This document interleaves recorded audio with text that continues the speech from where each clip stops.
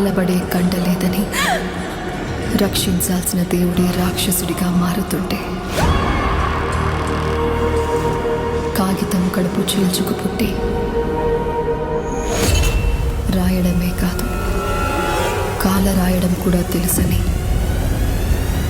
అక్షరం పట్టుకున్న ఆయుధం పేరే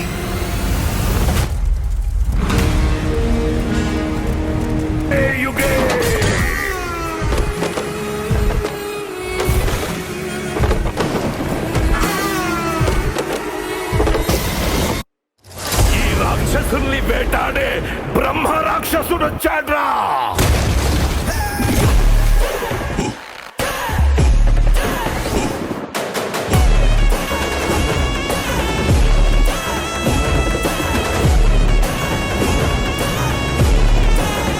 ఎంతో యుద్ధమే గెలిచేవాడు.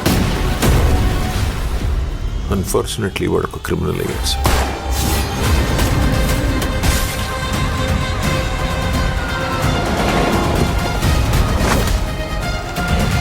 పోలీస్ సింహం లాంటి జంతువులు కూడా ఒక వయసు వచ్చేదాకా పాలే తాగుతాయి సార్. కానీ అంటే నా పొగరు. అలాగే సునీల్ గారి క్యారెక్టర్ కూడా ఈ మూవీలో అంతే వైలెంట్ గా ఉండబోతుంది. సునీల్ గారు ఈ మూవీలో ఇంపార్టెంట్ క్యారెక్టర్ లో యాక్ట్ చేయబోతున్నారు. అలాగే ఈ మూవీ బ్యాక్గ్రౌండ్ స్కోర్ కూడా నెక్స్ట్ లెవెల్ లో ఉండబోతుంది.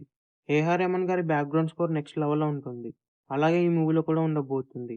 మెయిన్ గా ఈ మూవీలో రామ్ చరణ్ గారి ఇంట్రడక్షన్ సాంగ్ వచ్చే బ్యాక్గ్రౌండ్ స్కోర్ నెక్స్ట్ లెవెల్ లో ఉండబోతుంది.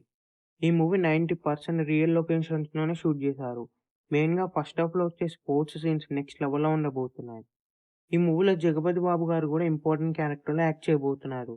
రీసెంట్ గానే జగపతి బాబు గారికి సంబంధించిన ఫస్ట్ లుక్ కూడా రిలీజ్ అయింది. ఫస్ట్ లుక్ చూసిన తర్వాత ఈ మూవీ పైన ఎక్స్పెక్టేషన్ నెక్స్ట్ లెవెల్ లో ఉన్నాయని చెప్పొచ్చు.